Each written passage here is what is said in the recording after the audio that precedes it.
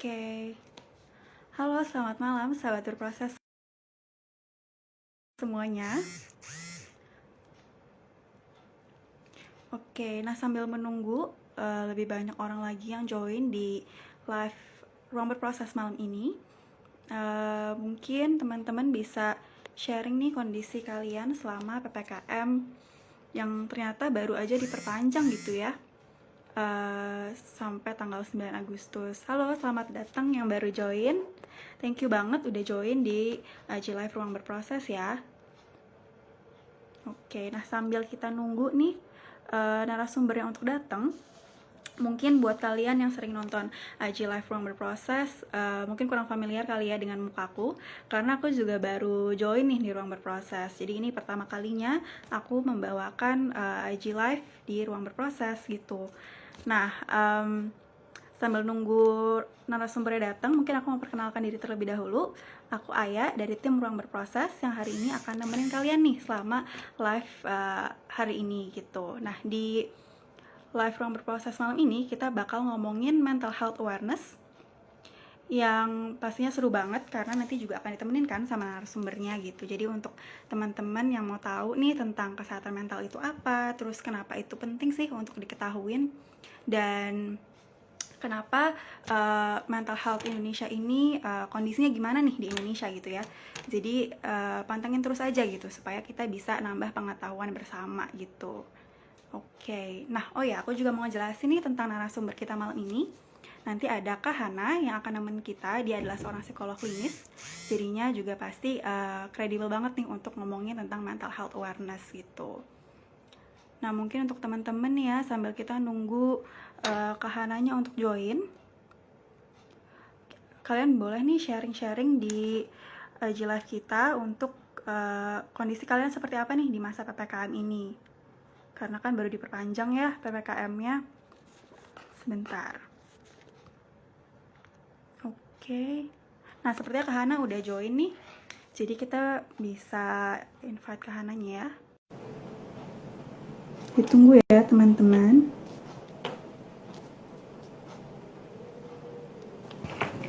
Halo.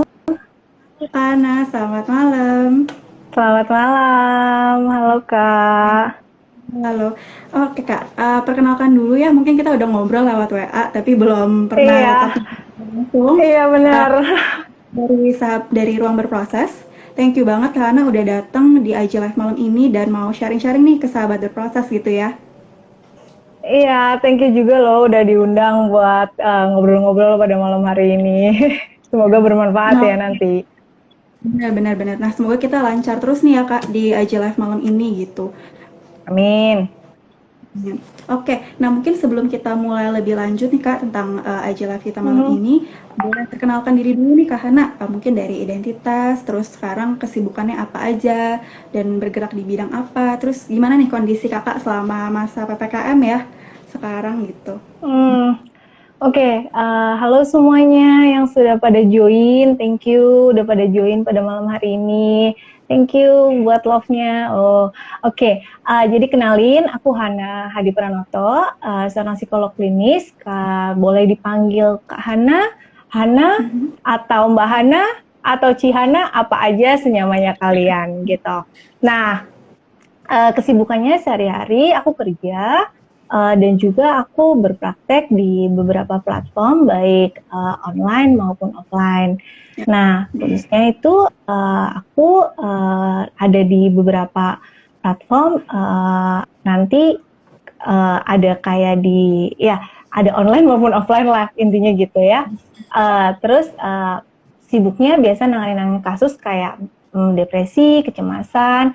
Banyak juga dari umur-umur anak yang kecil nggak terlalu banyak karena masih online ya, tapi mulai remaja, kemudian dewasa, sampai nanti sudah berkeluarga, biasanya gitu sih. Oke, thank you banget Kak Hana sharing kesibukannya. Kayaknya semakin kesini juga makin sibuk ya Kak Hana ya. Iya, soalnya tadi ada beberapa, tadi sebelum dari sini juga aku ada konseling dulu, jadi sorry agak telat beberapa menit. Gitu. Oke, nah kalau Kalau Kak Hana, kenapa? Kalau kakak sendiri di ruang berproses bagian apa kak? Iya, aku di ruang berproses sebenarnya juga baru join Kak. Jadi aku Oke. intern kerja di Aha. counseling division gitu. Gitu sih Oh, Kak. oke oke. Jadi kita mau Jadi ngobrol ini hari ini tentang oh pertama kali ya. yes, benar. Gitu. Oke. Oke. Bentar kak, aku ganti Mhm. wifi dulu. Kayaknya wifi ku. Oke. Nah, tampaknya Kak Hana lagi ada kendala koneksi ya. Mungkin ditunggu sebentar ya teman-teman. Nanti tunggu Kak Hana balik lagi. Oke. Nah, mungkin untuk teman-teman yang penasaran juga nih tentang apa topik malam ini, kan kita mau membahas tentang mental health awareness. Nah, mungkin tadi seperti yang aku bilang di awal, teman-teman boleh nih sharing kondisi teman-teman terkait mental health teman-teman nih. Sekarang-sekarang ini gimana sih gitu. Terutama kan tadi yang udah aku ceritain ya kondisi PPKM dan juga kita masih ada di masa pandemi gitu. Jadi uh, semoga kalau misalkan teman-teman bisa sharing di sini, teman-teman bisa sedikit banyak mengeluarkan apa yang teman-teman rasakan gitu. Oke, nah sekarang Kak Hana udah balik lagi nih. Aku invite dulu ya teman-teman.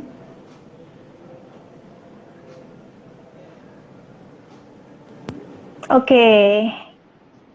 Oke, Kak Hana. Oke, Oke, udah bisa iya. kan? Sudah. Oke. Oke deh, mungkin tanpa berlama-lama lagi kali ya Kak, kita Mhm. mulai aja nih untuk bahas topik kita malam ini tentang mental health awareness gitu ya. Oke, boleh-boleh. Langsung aja ya. Hmm. Ya. Nah, kalau kita membahas mental health awareness, tentunya kita harus tahu dulu nih Kak, mental health itu apa sih gitu, kesehatan mental kalau bisa dijelaskan tuh. Jadi, kesehatan mental itu ada beberapa aspek nih. Nah, indikatornya apa sih kalian punya kesehatan mental? Indikatornya yang pertama, kalian bisa tahu kesehatan mental kalian dari bagaimana cara kalian berpikir, bagaimana kalian cara merasakan sesuatu, dan juga bagaimana kalian berperilaku dalam kehidupan sehari-hari.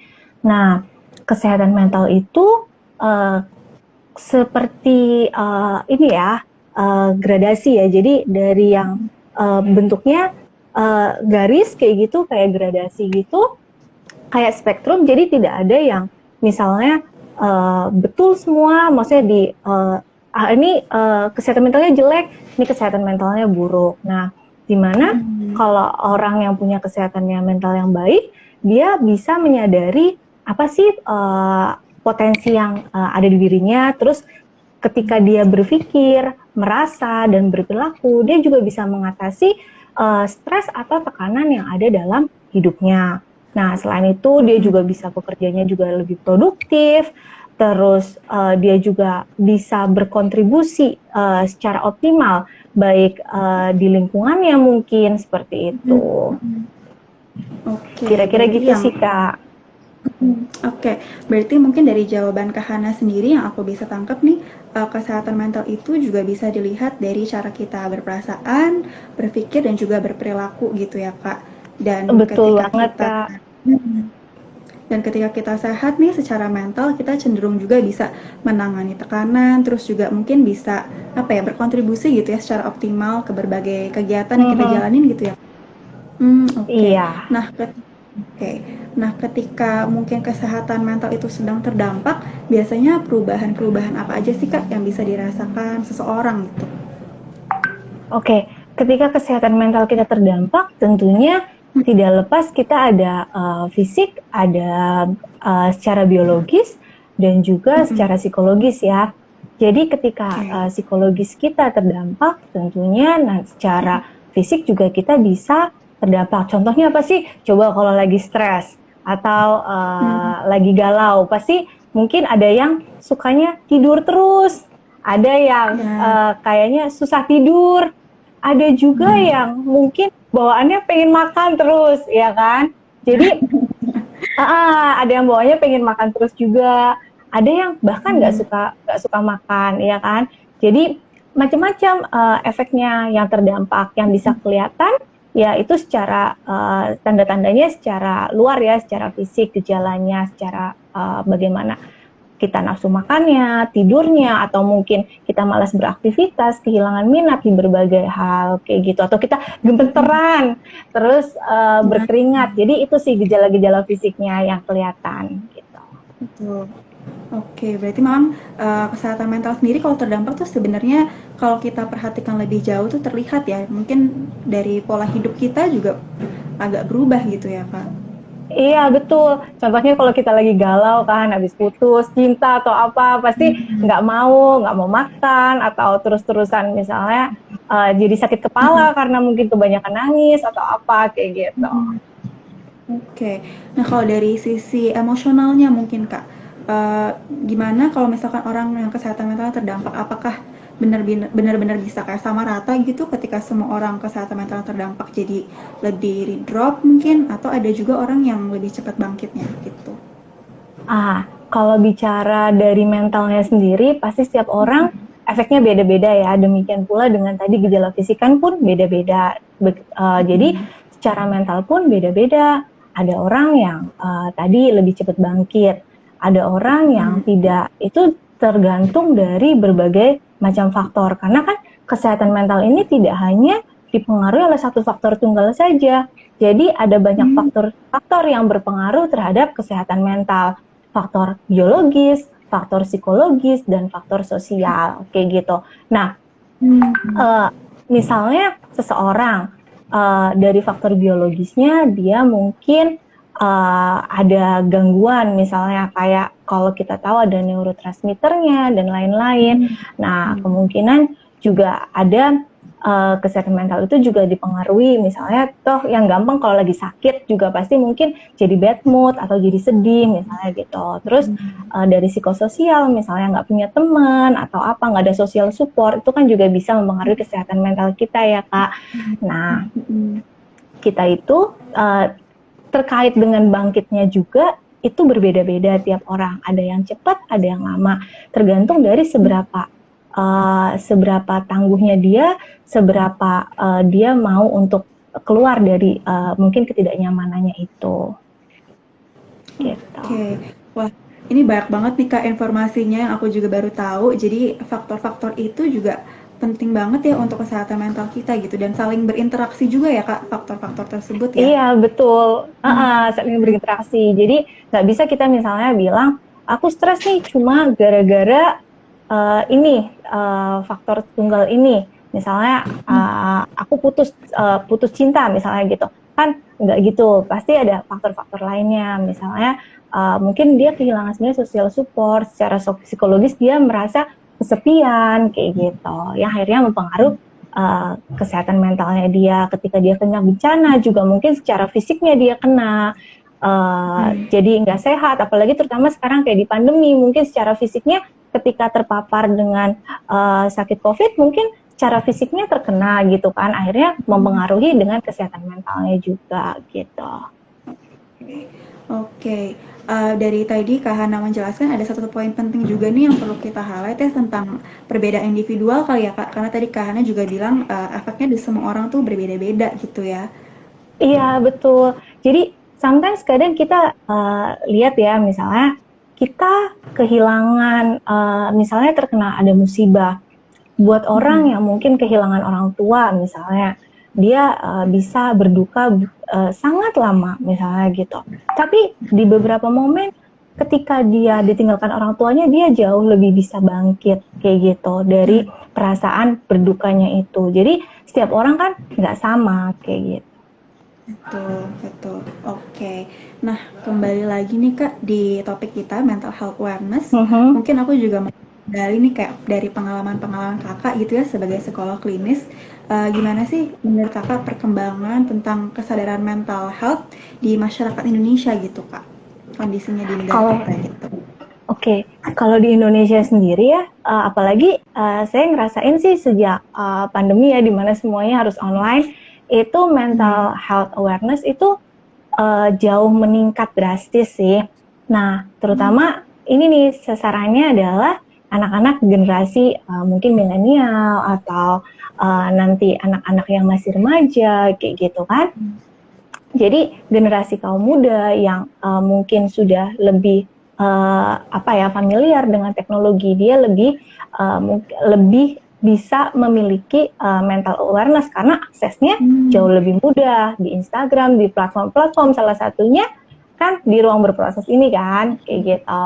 Jadi aksesnya akan jauh lebih mudah. Sudah bagus sih. Nah, tapi meskipun demikian sebenarnya kalau kita bandingkan jumlah tenaga kesehatan di Indonesia, khususnya bagi kesehatan mental, seperti psikolog, psikiater, itu jumlahnya tidak sebanding nih dengan jumlah warga Indonesia yang banyak. Pun ada, sepertinya kita ada pun nggak rata. Ada teman saya nih misalnya, dia di Lampung, buat cari psikolog aja susah gitu, paling cuma ada 1-2, jadi nggak banyak pilihan gitu. Jadi apalagi mungkin yang di daerah timur, itu bahkan di Lampung aja juga susah, apalagi misalnya di daerah timur yang mungkin persebarannya juga nggak rata. Ada, bukan nggak ada, tapi tidak sebanyak yang ada di Jakarta. Itulah kenapa mungkin pada akhirnya konseling online yang sekarang sering diadakan dengan biaya yang jauh lebih terjangkau, itu sangat membantu buat orang-orang yang ada di Indonesia. Nah, tapi untuk generasi mungkin seumuran kita, umur 20, 30, 40, atau yang masih belasan, itu oke ya.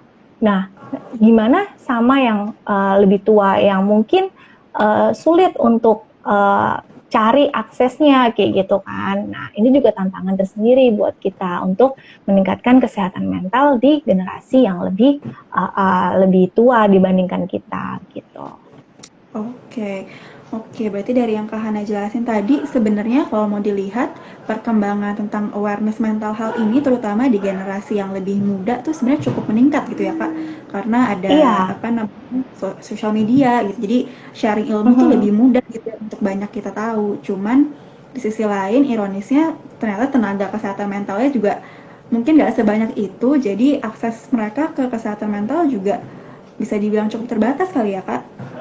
Iya, betul gitu. Di beberapa tempat yang mungkin nggak di Jawa, mungkin mereka lebih akan kesulitan untuk mengakses tenaga kesehatan mental gitu. Baik, oke.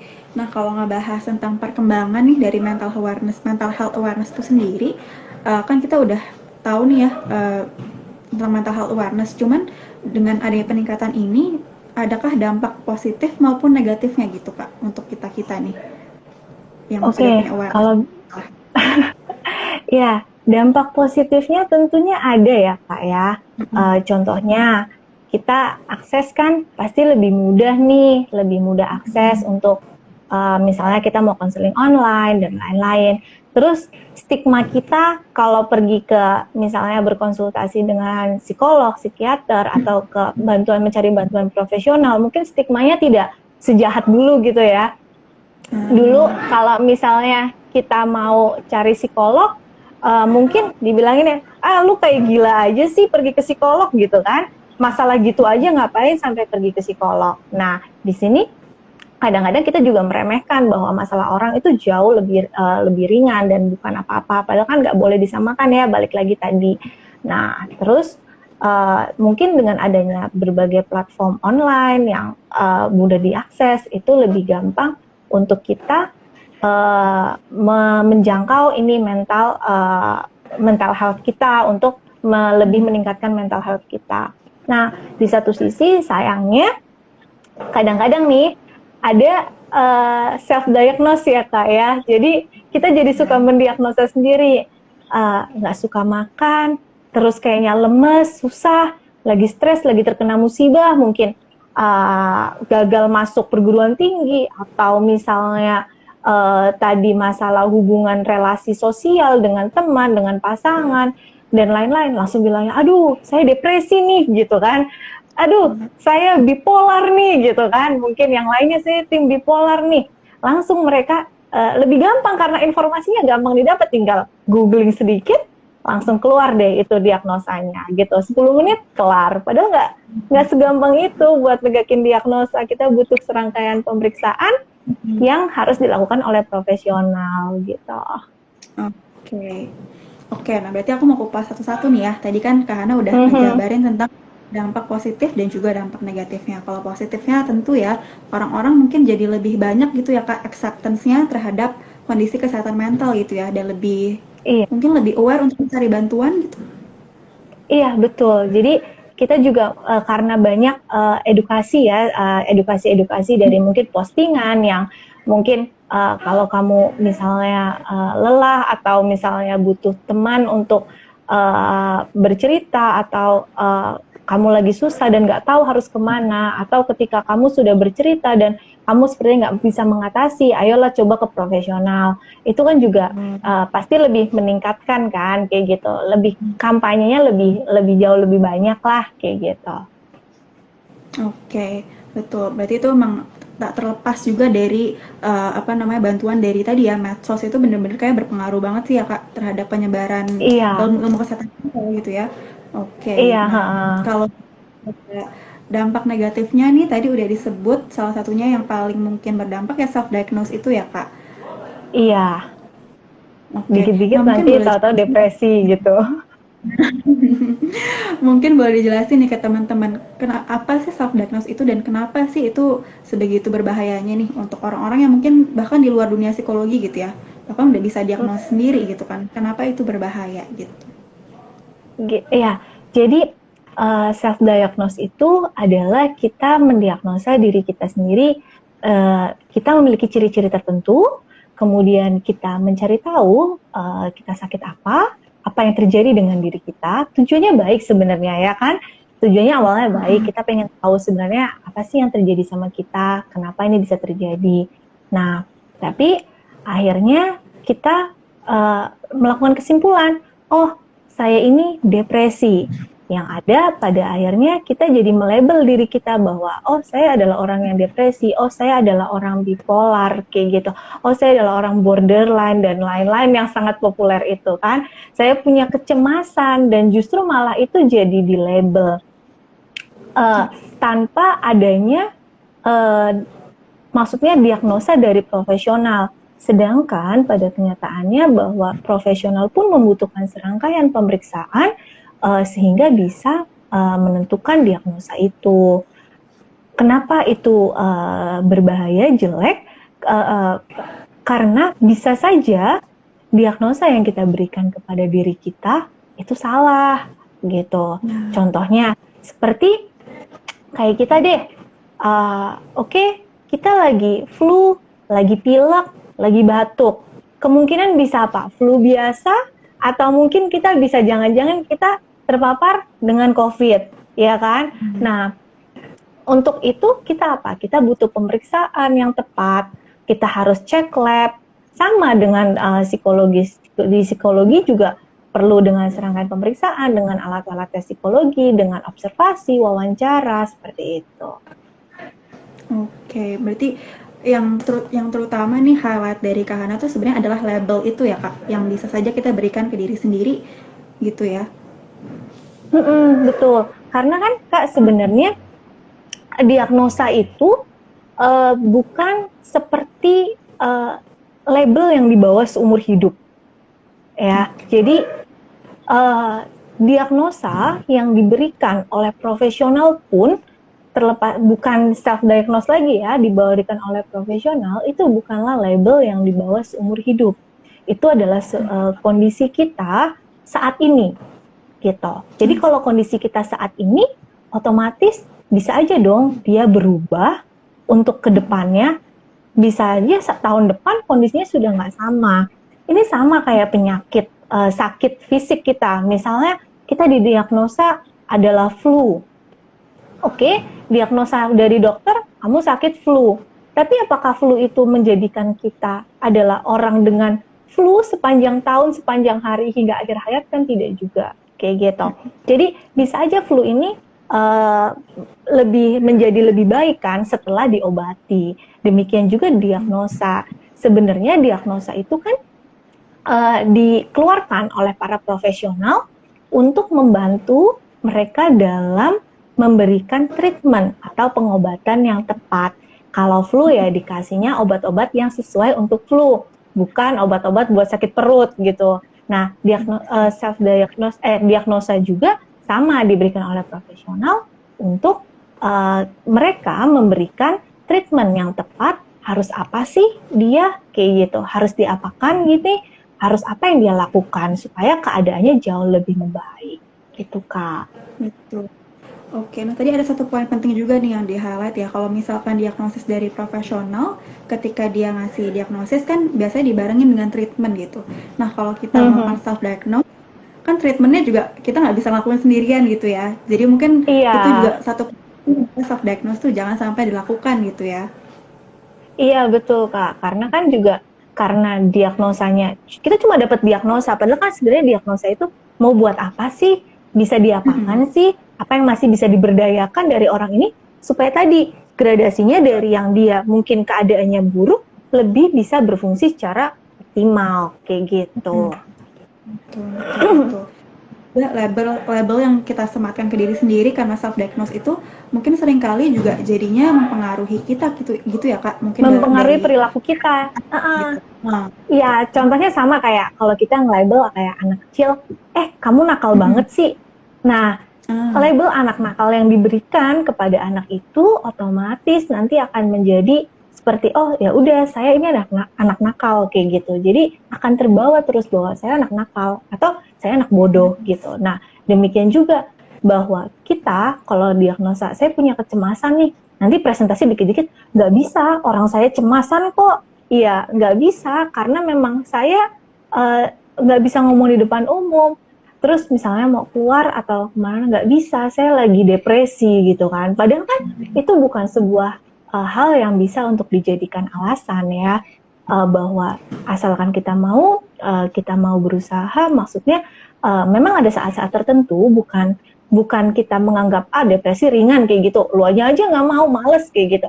Nggak gitu juga, memang dia lagi butuh berproses untuk siap menghadapi kayak gitu. Nah, tapi ketika dia siap, maka dia bisa untuk uh, lebih optimal, dia bisa berpikir, bisa merasakan dan berperilaku lebih adaptif dalam menghadapi permasalahannya. Tapi ketika orang dengan self diagnose dia melabel dirinya, maka akhirnya pikiran apa yang dia pikirkan kan jadi balik lagi pikiran kan. Pikirannya saya cemasan, saya depresian, nggak bisa saya kayak gini. Nah, terbawa juga itu dalam perilakunya, Kak. oke. Nah, ini pengetahuan baru juga nih untuk aku. Berarti self diagnose sendiri sebenarnya juga dampak buruknya adalah ternyata bisa menghambat kita juga gitu ya Kak, dari potensi mungkin kemampuan kita berkembang tuh juga sedikit banyak jadi terhambat gitu ya karena diagnosis yang kita berikan kepada diri kita sendiri gitu. Iya, betul. Karena jadi kita jadi Oke. kayak nggak bisa, nggak mau, nggak bisa gitu kan. Oke. Nah, tadi balik lagi juga nih pas Kak Hana ngomong kita juga kan misalkan bisa aja nih kita melabel tadi contohnya mungkin kayak kita melabel anak kecil nakal gitu dan itu kan bisa terbawa nih sama anak kecilnya. Nah, aku juga kepikiran berarti sebenarnya ketika mental health awareness ini lebih gampang diakses gitu ya ilmu-ilmunya gitu kan karena banyak juga nih sekarang akun-akun sosial media yang sharing tentang apa namanya jenis-jenis penyakit-penyakit mental itu juga membuat orang mungkin apakah jadi lebih mudah gitu untuk melabel misalkan teman-temannya atau orang-orang sekitarnya gitu karena ilmu yang dia punya nih dari internet misalkan. jadi berasa udah punya ilmunya, jadi mungkin agak berasa pinter gitu ya Kak ya. Nah, satu kadang-kadang nih jadi temen ya. Jadi temen itu kadang-kadang ada jahatnya juga kadang-kadang kalau kita nggak peka gitu ya, nggak peka dengan keadaan teman tentang kondisi kesehatan mental orang lain juga. Kadang-kadang yang tadi saya bilang, yang pertama kita kayak meremehkan masalah kesehatan mental teman kita, ya kan? Alah masalah gitu aja, kenapa sih sampai segitunya, ya kan? Ngapain sih sampai segitunya, gitu. Ada lagi yang alah masalahmu itu belum seberapa, coba masalahku, gitu aja kok. Jadi kayak kita seolah-olah mengecilkan bahwa teman itu lebay kayak gitu kan. Nah, ada lagi yang misalnya sebagai teman kita juga nge-label, lu depresi sih gitu kan. Udah keluar tuh diagnosanya. Oh, dari yang kemarin dibaca nih, kayaknya kamu depresi deh. Kamu kayaknya stres deh. terus kayaknya kamu punya kecemasan. Nah, langsung tuh diagnosanya keluar kayak gitu. Padahal balik lagi tadi setiap orang nggak sama gitu loh maksudnya. Ada perbedaan-perbedaan juga, jangan lupa. Jadi itu kan memang panduan umum kan yang diberikan. Kita memang dalam memberikan diagnosa mengacu pada satu, ibarat kita satu kitab lah ya, yang ada kitabnya gitu kan kalau di anak psikologi. Dan itu memang perlu dipertimbangkan dengan baik. Nah, bukan sekedar dengan berdasarkan primbon yang saya baca di Instagram atau di mana, kamu itu kayaknya depresi deh, kamu itu kayaknya bipolar deh, kamu itu kayaknya borderline deh, dengan gejala-gejala seperti ini, kayak gitu. Jadi cocok logi, kayak gitu. Nah, oke. Berarti yang aku tangkap dari Kak Hana nih sebenarnya ilmu-ilmu yang kita dapetin di sosmed ataupun di internet tuh sebenarnya cuma kayak gambaran umum aja kali ya Kak, untuk pengetahuan umum kita juga gitu ya, supaya mungkin lebih luas wawasannya. Tapi untuk Iya, diagnosis tuh ada rangkaian cara dan assessment mungkin ya Kak. Dan itu cuma psikolog betul. maupun psikiater bisa itu ya. Iya, jadi kan kalau kita baca pengetahuan bagus, bukan nggak bagus ya. Jadi disarankan banget malah kalau kita bisa baca kayak gitu. Nah, tapi kalau kita ketemu temen yang mungkin punya masalah, kita mungkin juga udah nggak bisa untuk bantu, janganlah kita kasih diagnosa atau label ke dia. Yang ada dia udah stres tambah stres kan, dia udah susah, tambah bingung juga. Masa sih aku gitu sih? Apalagi kalau temennya tidak punya pengetahuan yang cukup tentang kesehatan mental gitu. Nah, lebih baik mungkin temen ini merujuk kali ya, mendingan pergi deh cari bantuan profesional, itu jauh akan lebih bijak buat temennya kayak gitu ketika dia sudah tidak sanggup untuk memberikan pertolongan apapun. Oke, berarti itu tadi ya mungkin kuncinya ketika kita melihat ada orang yang mungkin self-diagnose atau bahkan dia mendiagnos orang lain padahal bukan seorang profesional di bidang kesehatan mental, kita bisa ngerujuk nih ya orang yang sedang terdampak kesehatan mentalnya ke profesional yang benar-benar emang expert gitu ya di bidang kesehatan mental gitu kali ya Kak ya.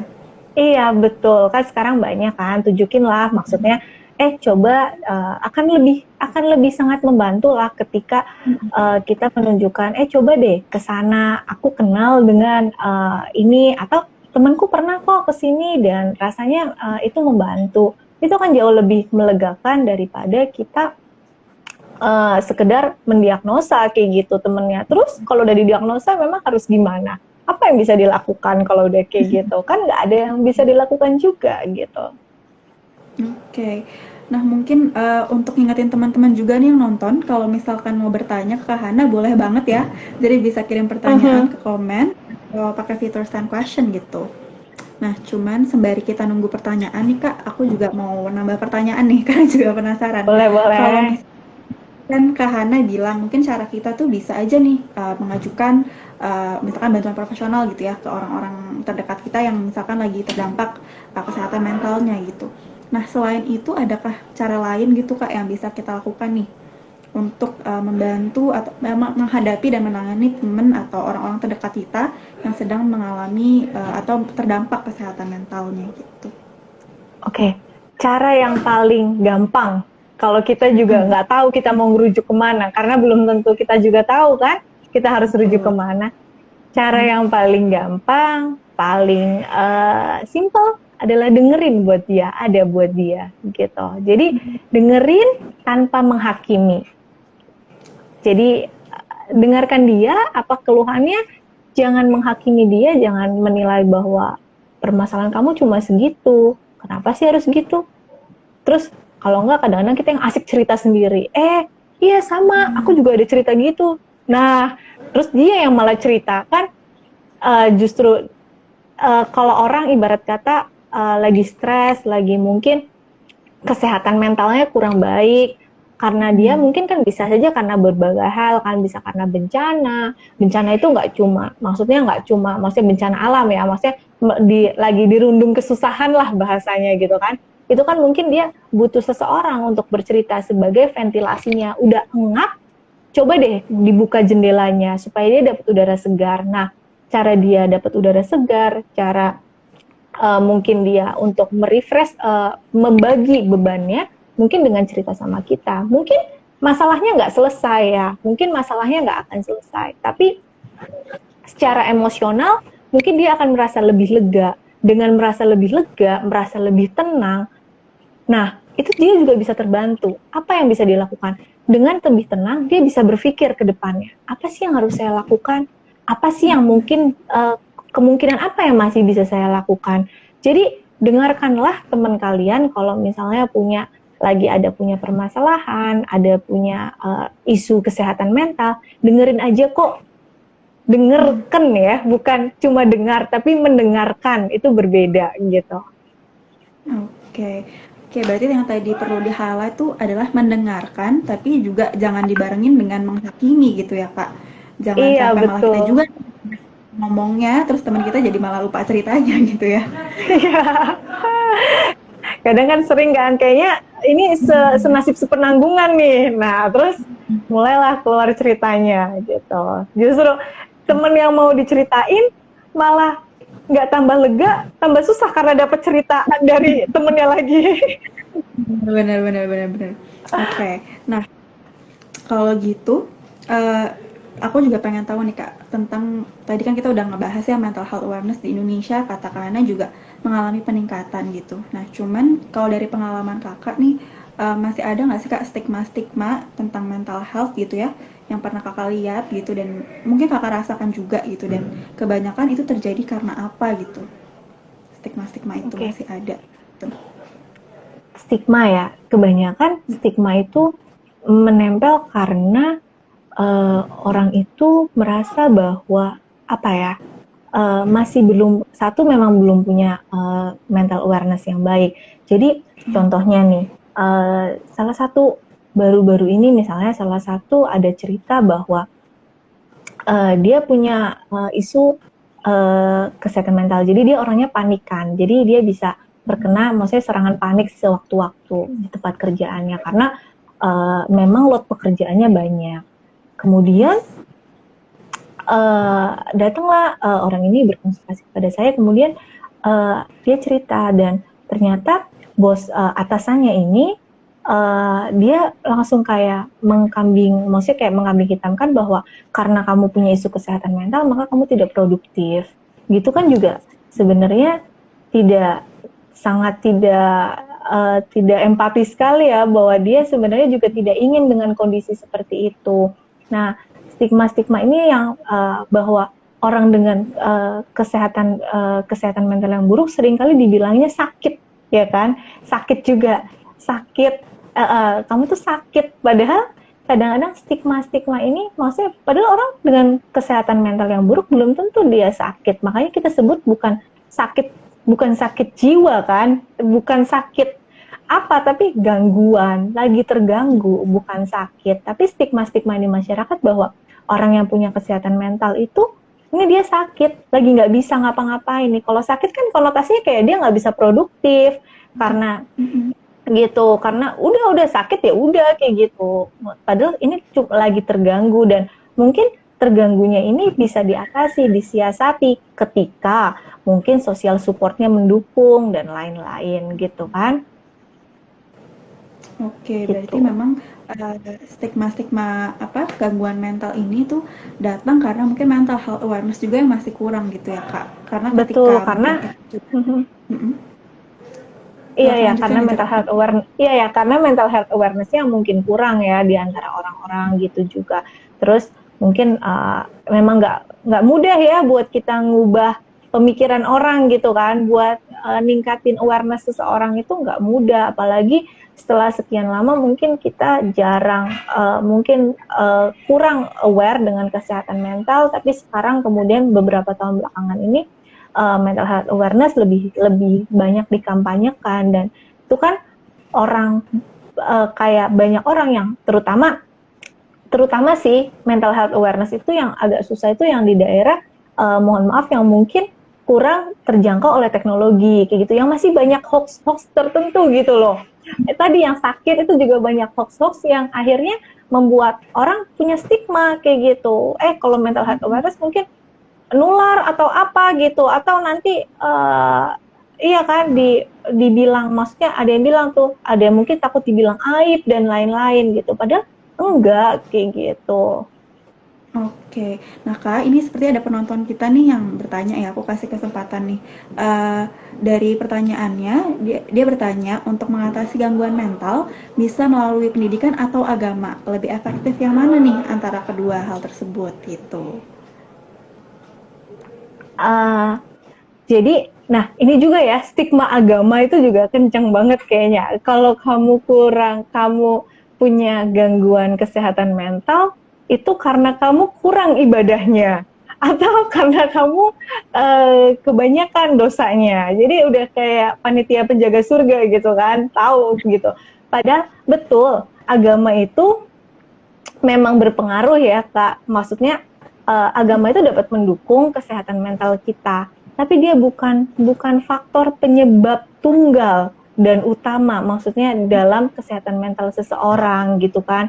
Jadi nggak bisa kita, kan namanya kesehatan mental itu kan tadi yang saya bilang disebabkan berbagai faktor yang saling terkoneksi satu sama lain gitu kan. Jadi tidak ada faktor tunggal karena itu saling berkaitan. Kalau agama bisa untuk menguatkan gitu. Nah, dengan pendidikan itu juga bisa menguatkan. Intinya kalau buat saya bukan manakah dari kedua hal tersebut yang lebih efektif, tapi bagaimana itu bisa berkolaborasi satu sama lain. Jadi pendidikan dan agama juga diselaraskan. Mungkin nggak bisa ketemu ya, nggak bisa, agak sulit untuk ketemu antara sains dan agama, memang nggak bisa dipisahkan. Tapi paling nggak secara spirit kita yakin bahwa kita memang memiliki Tuhan, kita memiliki ada sesuatu yang lebih besar di antara kita, dan kemudian dengan pendidikan kita juga jadi secara spiritual, secara kita juga terlatih, dan juga secara pendidikannya kita bisa mendapatkan pendidikan dengan pengetahuan yang benar. Jadi nggak ada lagi tuh hoax-hoax tertentu yang bahwa kita gila, kita sakit, kita harus diungsikan, disingkirkan gitu. Oke, nah semoga terbantu ya kakak yang ngirimin pertanyaannya dari informasi yang udah di-sharing ke Hana nih. Nah sekarang ada pertanyaan lain nih kak, kayak udah mulai banyak yang nanya. Jadi Oke, ada yang udah mulai bertanya anget ya. kalau misalkan ada temen nih yang mengalami gangguan, kita misalkan udah juga mengajak dia untuk konsultasi sama profesional, tapi ternyata orangnya nggak mau nih. Jadi apa yang bisa kita lakukan kak? Kalau misalkan ada dalam situasi seperti itu gitu. Kalau kita udah coba buat nunjukin misalnya referensinya, atau bahkan kita bersedia mengantarkan, baik banget gitu ya kita, maksudnya dengan sangat memperhatikan teman kita sampai mau ngantar, tapi teman kita nggak mau, ya yang bisa kita lakukan adalah kita hargai keputusannya kayak gitu. Karena mungkin satu, orang datang untuk berkonsultasi butuh kesiapan loh, baik itu kesiapan finansial maupun kesiapan dari dirinya sendiri untuk dia keluar dari zona nyamannya dia. Maksudnya dalam situasinya yang seperti ini dia harus berubah. Artinya itu tidak nyaman kan, berubah itu kan tidak nyaman. Jadi harus ada willingness dari dia juga punya kesiapan untuk misalnya membuka lukanya dan lain-lain, itu juga harus ada kesiapan. Mungkin teman ini belum mau karena satu dari finansial, ini lagi kesehatan mental. Kadang-kadang kita kesehatan mental mau pergi ke psikiater atau psikolog aja kayaknya kok mahal ya kayak gitu. Nah ini juga kan pasti mungkin orang-orang berpikir biayanya kan, mungkin dari sini akhirnya muncul-muncul platform online dengan harga yang lebih terjangkau. Mungkin kita bisa kasih yang dengan platform dengan harga yang lebih terjangkau nih. Kita cari tahu dulu sebenarnya apa sih masalahnya dia, kenapa dia nggak mau, kan harus tahu ya apa sih yang bikin dia nggak mau gitu. Apakah biaya ataukah karena memang dia belum siap. Kalau dia belum siap, hargai keputusannya bahwa memang dia belum siap gitu. Jadi janganlah kita paksakan kehendak kita juga ke dia gitu. Yang penting kalau dia mau misalnya butuh teman cerita dan lain-lain, kita tetap ada buat dia gitu. Oke, berarti kembali lagi ya, kita perhatikan juga sih kenyamanan dari orang ini gitu ya kak. Ketika misalkan memang dia belum mau, karena pertimbangan dia sendiri ya, untuk apa dipaksakan gitu kan ya. Iya, karena percuma dia datang dengan dipaksakan oleh orang lain tanpa kesediaan dia sendiri-sendiri, itu kayak sesuatu hal yang mustahil gitu. Maksudnya dia nggak mau ngapa-ngapain, kan harus ada, ketika mau berubah kan berarti dirinya sendiri yang berubah gitu kan. Kita sebagai lingkungan adalah mensupport dia tugasnya, tapi yang bermain perannya kan dia. Tapi kalau dianya sendiri aja nggak mau, terus bagaimana gitu kan. Oke. Nah, berarti balik lagi tetap kita juga harus bisa memperhatikan juga kondisi sekitar kita, tapi juga di saat yang sama berempati gitu ya, Kak. Kita harus Iya bisa betul. merasakan apa yang mereka rasakan juga gitu ya. Mm-mm-mm. Oke. Nah, mungkin karena ini juga membahas mental health awareness, kalau untuk kita-kita nih mungkin yang belum apa namanya, bukan di dunia psikologi atau mungkin bukan psikolog atau psikiater, gimana sih cara kita memberikan psikoedukasi gitu ya Kak untuk mereka-mereka yang memang tampaknya bisa ditingkatkan lagi nih mental health awareness-nya gitu. Oke, kalau kita yang bukan dari psikologi dan kita tidak punya cukup pengetahuan, maka berilah Mm-mm. referensi yang terpercaya, sumber-sumber yang terpercaya, ya kan? Contohnya misalnya link-link artikel yang memang terpercaya kayak gitu, sumber-sumber yang terpercaya, sehingga kita bisa ikut mengedukasi mereka dengan baik. Kalau kita memang tidak punya sama sekali pengetahuan di bidang tersebut ya, gitu. Mm-mm. Jadi jangan sampai kita juga menyesatkan orang lain. Betul. Berarti memang yang perlu di-highlight juga kembali ya ada sumber-sumber yang terpercaya gitu ya. Jadi mungkin Betul. dampak-dampak dari mental health awareness tuh juga bisa dihindarin ya, kayak self diagnose kayak gitu-gitu kan juga jangan sampai Mhm. terjadi kita atau orang-orang sekitar gitu ya.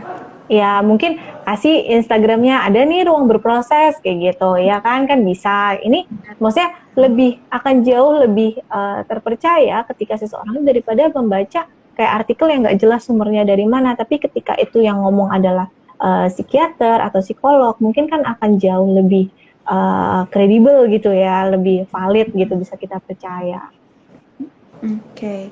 Nah, kalau dari sisi seorang psikolog nih Kak, untuk misalkan mereka-mereka yang masih suka ditempelin gitu ya stigma tentang mental health, misalkan tadi kan ada yang bilang takut dibilang aib sama keluarga gitu, takut dikira orang gila. Nah, gimana supaya kita bisa gimana seorang psikolog misalkan dari Kakak gitu ya ketika memberikan psikoedukasi bisa ngelepasin orang-orang tersebut dari stigma itu, gimana caranya mereka misalkan nggak takut dibilang aib atau nggak takut dibilang orang gila gitu. Dari Kakak mau bilang apa nih gitu untuk mereka? Oke, sebenarnya ini social support sangat berpengaruh ya, karena tadi lagi sosial itu kan lingkungan merupakan salah satu yang jadi faktor untuk kesehatan mental. Dia adalah salah satu faktor yang berperan. Jadi percuma kalau kita udah gembor-gembor mental health awareness, tapi ternyata social support kita bobrok kayak gitu, masih dikatain aib, masih dikatain gila. Uh, kita tahu bahwa oke, saya rasanya butuh pertolongan gitu kan. Saya tahu saya butuh pertolongan, tapi ketika saya mau pergi, ternyata lingkungan saya menjudge saya bahwa saya adalah orang gila. Itu kan juga tidak bekerja sama sekali gitu kan.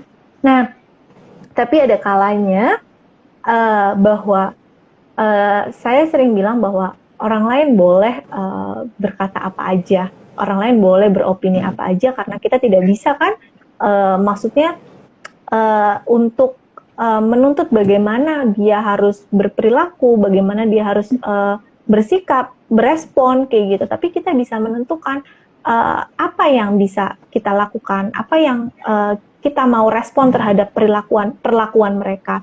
Jadi kasarnya singkatnya mungkin kayak mereka boleh ngomongin apa aja, tapi kalau saya kutip dari kayak dosen saya, mereka boleh ngomong apa aja, tapi jangan lupa telinga kita punya rolling door kok, kita bisa tutup kapan aja sesuka kita, kayak gitu.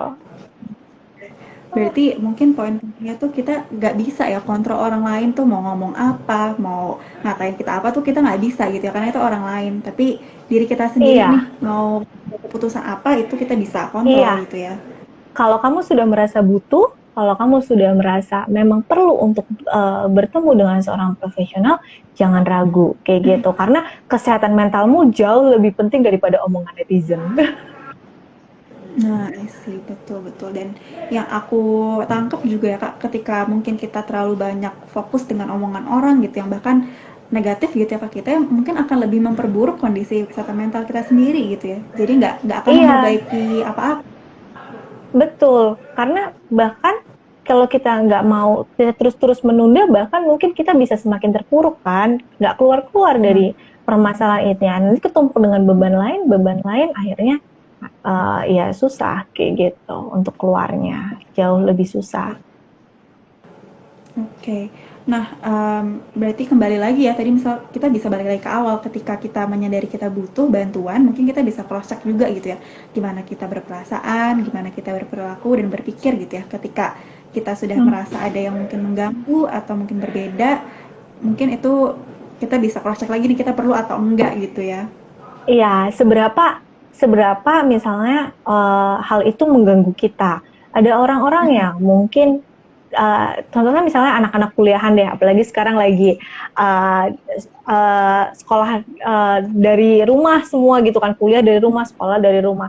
Mungkin berasanya kalau orang udah nggak sehat mental dikasih tugas, itu mungkin bisa jadi stres banget nih, bisa jadi pusing banget dan akhirnya ujung-ujungnya akhirnya menghindari tugas tersebut. Tapi ketika orang yang cukup sehat mental, dia punya pemikiran yang oke, tugas ini bukan jadi suatu beban, tugas ini adalah suatu challenge yang harus saya selesaikan. Dia bisa berpikir, berperasaan, merasakan bahwa nggak apa-apa, ini tugas memang untuk aku berkembang dan bertumbuh, maka toh dia juga akan bisa produktif di rumah, kayak gitu. Jadi seberapa mengganggu, kalau kamu sudah mulai rasanya, kok rasanya udah nggak beres ya, ini sudah aku sudah tidak bisa berfungsi secara optimal nih. Nah, mulai tuh tanda-tandanya gitu. Oke, benar, berarti mungkin yang aku tangkap juga salah satu kuncinya nih untuk kita mengetahui kondisi kesehatan mental tuh sebenarnya kayak banyak ngobrol sama diri sendiri, banyak me time juga kali ya Kak, untuk sadar nih kita tuh sebenarnya lagi ngerasain apa sih gitu ya. Iya, betul. Karena yang tahu diri kita sendiri adalah kita, gitu kan. Yang paling tahu diri kita sendiri adalah kita. Kalau kita nggak mungkin susah misalnya kayak ngobrol sama diri sendiri, ketika kita mau ngobrol sama teman, ngobrol sama orang tua itu juga boleh karena seiring dengan kita ngobrol kan kadang-kadang kita dapat insight, oh iya ya ternyata mungkin aku nggak bener di sini nih kayak gitu, jadi nggak apa-apa juga untuk sharing dengan orang lain yang Berarti kamu percayai tentunya. oke, berarti memang selain kita ngobrol sama diri sendiri juga keterbukaan ya, keterbukaan Kak terhadap kondisi gitu ya. Iya. Oke, nah mungkin untuk teman-teman nih yang mau bertanya lagi silahkan banget karena waktu kita juga makin menipis. Jadi kalau teman-teman mau bertanya lagi ke Hana juga silahkan gitu ya. Oke, nah mungkin kalau dari aku sih ada satu pertanyaan lagi nih Kak tentang mental health awareness juga gitu. Kalau dari Kakak sendiri nih, gimana ya Kak cara membedakan gitu ketika orang sudah memiliki mental health awareness yang bagus dan ada orang yang belum punya mental health awareness yang nggak bagus gitu. Nah itu kelihatan bedanya tuh di mana gitu biasanya. Kalau orang yang sudah menemukan memiliki mental health awareness yang baik, tentunya dia akan bisa berfungsi lebih optimal dalam kesehariannya. Dalam menghadapi stres, tekanan, dia pasti akan bisa untuk mengelolanya dengan lebih baik, bisa lebih. Jadi ketika ada stres dia bisa kelola dengan baik. Mungkin masalahnya sama, tapi seorang ini ngelolanya akan jauh lebih baik dengan cara-cara yang jauh lebih adaptif. Kalau yang kurang adaptif mungkin dia bisa dengan cara-cara yang misalnya menyakiti diri sendiri dan lain-lain. Tapi kalau orang yang punya mental health awareness yang baik, maka dia tentunya akan dapat berpikir, berperasaan, dan berperilaku dengan cara yang lebih adaptif. Gitu sih Kak bedanya. Oke, berarti memang salah satu indikatornya tuh bisa dilihat ketika stres ya. Ada stresor itu kalau yang mungkin sudah baik bisa lebih adaptif, lebih sehat mungkin ya Kak ya untuk dirinya Iya, sendiri. benar-benar. Kan tadi bisa tahu apa potensinya, bisa tahu, bisa menghadapi daily stresnya, bisa bekerja secara produktif, kayak gitu. Oke, nah Kak, ini mungkin dari penonton kita nih, pertanyaan terakhir kali ya. Dia bertanya Iya. nih, kalau ke psikolog kan cocok-cocokan. Nah, gimana cara mencari dan menemukan psikolog yang tepat bagi diri sendiri maupun mencarikan untuk orang lain nih, gitu. Oke. Kalau ke psikolog tentunya kita kayak ke dokter ya. Oh, ini dokter anak. Oh, ini dokter apa gitu kan. Jadi jangan salah juga ada psikolog yang biasanya mereka mencantumkan kalau di misalnya platform-platform online mungkin ada yang mencantumkan kasus-kasus seperti apa sih yang biasa ditanganin oleh mereka gitu.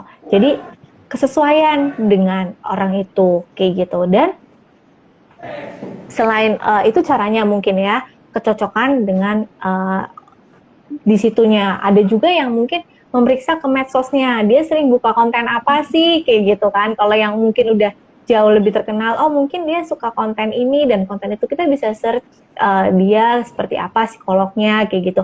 Boleh juga kayak gitu. Bisa juga tanya ke teman yang mungkin memang pernah untuk oh kok sini nih cocok rasanya dengan hal-hal seperti ini. Itu bisa. Dan yang terakhir sih dari diri kita sendiri harus trust ya sama psikolognya. Kita juga harus yakin dan percaya sama psikolognya. Kalau psikolognya itu, maksudnya kalau kita datang ke psikolog, kita tentunya harus, oh ya udah yakin, karena sebagus apapun psikolognya, kalau kamu sendiri nggak trust sama psikolognya, nggak mau percaya, kamu nggak bisa open semua masalah kamu, nggak mau terbuka, selalu ada yang ditutup-tutupi, nggak akan berhasil juga. Gitu. Oke, berarti yang mungkin bisa kita rangkum dari jawaban Kak Hana tadi tuh, pertama-tama mungkin kita kenali dulu kali ya Kak, masalah kita tuh apa. Jadi ketika kita cari psikolog tuh kita bisa lebih mengelompokkan gitu. Oh nih psikolog yang kayaknya bisa menangani kita gitu ya. Jadi kita mulai dari itu dulu ya. Terus saat itu mungkin kenalan dia dari sosmednya, kita cari tahu dia orangnya seperti apa, cocok atau enggak gitu ya. Dan mungkin dan trust juga itu yang penting ya, karena mungkin dari trust itu kita lebih ada sama psikolognya yang menurutku sih lebih bisa membantu proses bersama psikolognya itu ya, ketika memang hubungannya sudah lebih ada kepercayaannya gitu terhadap satu sama lain. Betul Kak, gitu. Oke. Nah Kak, karena tadi kan seperti janji kita ya, IG Live ini 1 jam sampai jam 8. Tampaknya ini udah di penghujung IG Live gitu. Jadi pertanyaan dari Kak Vira tadi sekalian menutup IG Live kita malam ini sekalian gitu. Penutup. Nah mungkin sebelum kita benar-benar mengakhiri, dari Kak Hana mungkin ada pesan-pesan atau mungkin pesan selama IG Live di RB ini Kak, boleh disampaikan. Senang banget bisa berbagi di ruang berproses, di mana kita bisa sama-sama berproses untuk bertumbuh menjadi lebih positif ya Kak ya. Nah, semoga IG Live kita ini bermanfaat buat teman-teman semua yang mendengarkan gitu. Dan ketika kita butuh rasanya bantuan profesional, jangan ragu. Sebenarnya kayak sering yang kata-kata populer terdengar bahwa it's okay not to be okay gitu kan. Jadi ketika memang sedih, marah, kecewa, cemas itu wajar kok, bagian dari memang kita diciptakan sebagai manusia, itu hal-hal yang wajar gitu. Jadi kita memang bisa merasakan itu semua, tapi ketika itu sudah membuat kita tidak produktif, kita juga tidak bisa mengatasi dan mengelolanya, tidak bisa menghandle sendiri, tolong jangan self-diagnose, tapi carilah bantuan ke profesional yang memang tepat gitu. Dan sebagai teman, janganlah kita menghakimi orang lain gitu. Oke Kak, thank you banget pesan-pesannya. Semoga ini bermanfaat juga nih untuk teman-teman yang nonton. Kalau dari aku mungkin membantu merangkum IG Live kita malam ini. Jadi malam ini kita tentu mengenal kesehatan mental ya Kak. Yang terdiri dari bagaimana cara kita berperasaan, berperilaku, maupun juga berpikir gitu. Nah, ketika ketiga hal ini mungkin sudah agak terlihat nih perbedaan polanya gitu, dan berdampak ke diri kita menjadi kurang produktif atau kurang optimal gitu ya dalam kesehariannya, kita bisa juga nih mungkin cari bantuan khususnya dari profesional di bidang kesehatan mental gitu ya. Jangan sampai self-diagnose atau mendiagnosis diri sendiri gitu ya. Iya betul. Jadi kasihlah sumber-sumber yang memang terpercaya gitu ya Kak. Jangan asal katanya gitu. I see. Nah, untuk menyambung juga nih, supaya kita menghindarin self-diagnose atau mendiagnosis diri sendiri, di ruang berproses juga memiliki layanan-layanan nih yang membantu teman-teman untuk memenuhi kebutuhan kesehatan mental teman-teman. Jadi di ruang berproses ada layanan seperti konseling dengan psikolog maupun peer counseling ataupun support group gitu. Jadi semoga dengan layanan-layanan ini kita makin berkurang ya Kak perilaku self-diagnose ini gitu ya. Betul.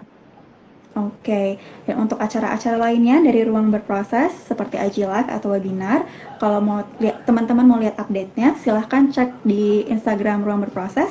Di situ ada upcoming webinar maupun IG Live, pastinya dengan topik-topik yang gak kalah seru dari hari ini. Gitu aja sih Kak dari aku. Terima kasih Kak Hana udah join di IG Live kita. Terima kasih Kak Aya udah nemenin juga 1 jam. Oke, aku belajar banyak banget dari Kak Hana, jujur. Jadi thank you banget Kak Hana. Semoga kita bisa ketemu lagi di lain waktu. Dan thank you banget Oke, untuk para sama-sama Kak.